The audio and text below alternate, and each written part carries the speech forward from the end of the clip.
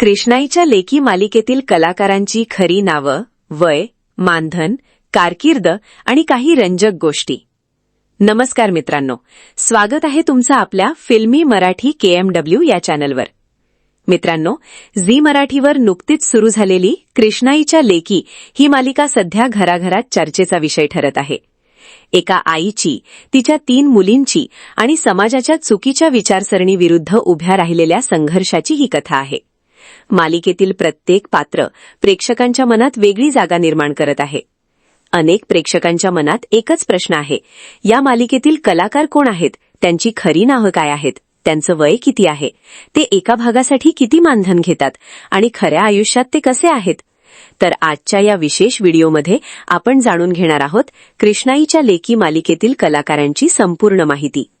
Video शेवटपर्यंत नक्की पहा, कारण शेवटी आपण जाणून घेणार आहोत या मालिकेतील सर्वाधिक मानधन घेणारा कलाकार कोण आहे.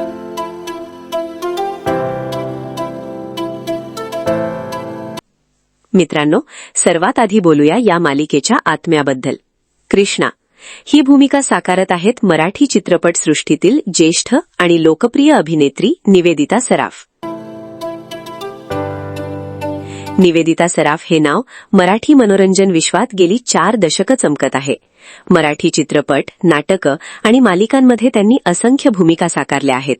अभिनेता अशोक सराफ यांच्या पत्नी म्हणून त्यांची ओळख असली तरी त्यांनी स्वतःच्या मेहनतीने स्वतंत्र स्थान निर्माण केलं आहे. अग्गबाई सासूबाई, भाग्य दिले तू मला, अशोक मामामा यांसारख्या मालिकांमुळे त्यांची लोकप्रियता आणखी वाढली. कृष्णाईच्या लेकीमध्ये त्या एका खंबीर आईची भूमिका साकारत आहेत. मुलगा नसल्यामुळे समाजाकडून होणारा अपमान, नवऱ्याने दुसरं लग्न करणं, नातेवाईकांकडून होणारी उपेक्षा या सगळ्यांचा सामना करत त्या आपल्या 3 मुलींना मोठं करतात. त्यांच्या अभिनयाचं सर्वत्र कौतुक होत आहे. निवेदिता सराफ यांचं सध्याचं वय अंदाजे 60 ते 62 वर्ष आहे.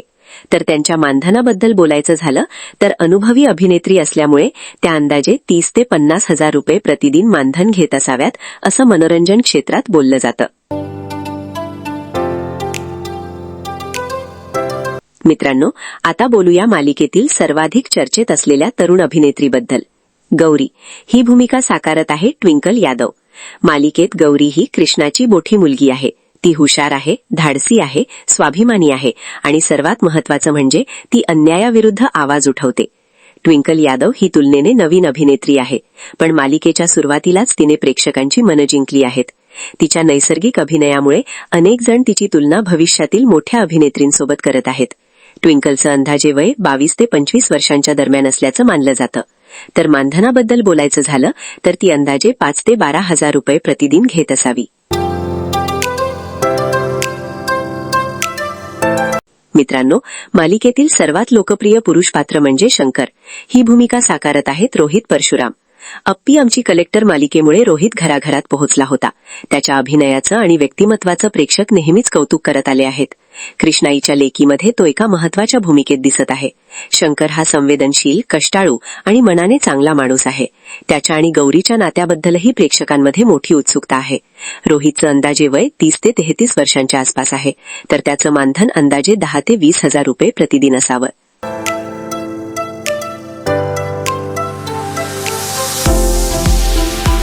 मित्रांनो, कृष्णाईची दुसरी मुलगी म्हणजे शारदा. ही भूमिका साकारत आहे एकता लबडे. शारदा ही अतिशय शांत, संयमी आणि कुटुंबासाठी स्वतःचा विचार बाजूला ठेवणारी मुलगी आहे.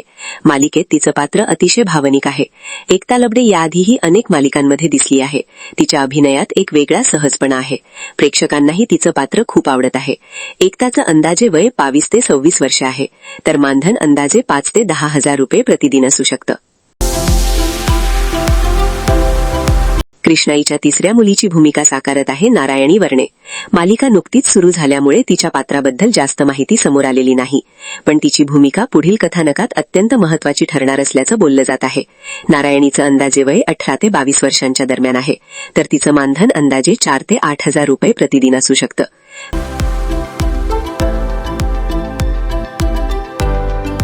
मित्रांनो, या मालिकेत एक छोटासा कलाकारही प्रेक्षकांचं लक्ष वेधून घेत आहे. तो म्हणजे साई दत्त बाली. मालिकेत तो जीत जाधवची भूमिका साकारत आहे. लहान वयातच त्याने अभिनय क्षेत्रात आपली छाप पाडली आहे. त्याच्या निरागस अभिनयामुळे प्रेक्षक त्याच्यावर प्रेम करत आहेत. साई दत्तचं अंदाजे वय 10 ते 12 वर्षांच्या दरम्यान आहे, तर त्याचं मानधन अंदाजे 2 ते 5,000 रुपये प्रतिदिन असावं.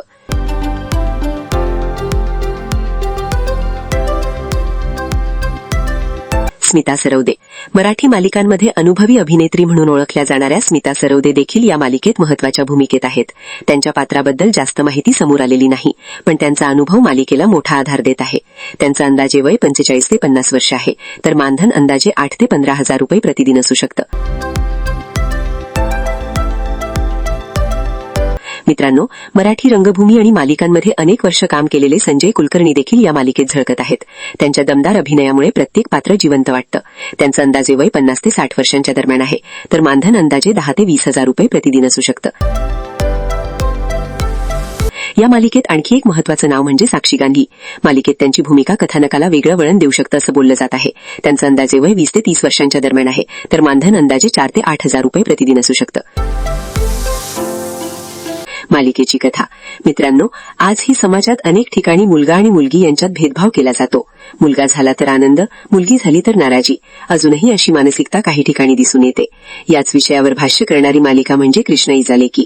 कृष्ण नावाची स्त्री 3 मुलींना जन्म देते, पण मुलगा नसल्यामुळे तिच्या आयुष्यात अनेक संकट येतात. तिचा पतीही तिची साथ सोडतो. मुलाच्या आशेने दुसरं लग्न करतो, पण कृष्ण हार मानत नाही. ती आपल्या मुलींना शिकवते, घडवते, स्वाभिमानी बनवते आणि समाजाला दाखवून देते की मुली कोणत्याही मुलापेक्षा कमी नसतात. याच या मालिकेची खरी ताकद आहे. मित्रांनो, उपलब्ध माहितीनुसार या मालिकेत सर्वाधिक मानधन घेणारी अभिनेत्री म्हणजे निवेदिता सराफ असण्याची शक्यता आहे. त्यानंतर रोहित परशुराम यांचा क्रम लागू शकतो, तर नवोदित कलाकारांमध्ये ट्विंकल यादव आणि एकता लबडे यांना चांगलं मानधन मिळत असल्याचं बोललं जातं. तर मित्रांनो, ही होती कृष्णाच्या लेकी मालिकेतील कलाकारांची खरी नावं, अंदाजे वय, मानधन आणि त्यांच्याबद्दलच्या काही खास गोष्टी. तुम्हाला या मालिकेतलं कोणतं पात्र सर्वात जास्त आवडतं? कृष्णा, गौरी, शारदा की शंकर? कमेंटमध्ये नक्की सांगा. व्हिडिओ आवडलाच तर लाईक करा, शेअर करा आणि आपल्या फिल्मी मराठी KMW चॅनलला सबस्क्राईब करायला विसरू नका. पुन्हा भेटूया अशाच एका नवीन आणि मनोरंजक व्हिडिओमध्ये. धन्यवाद. जय महाराष्ट्र.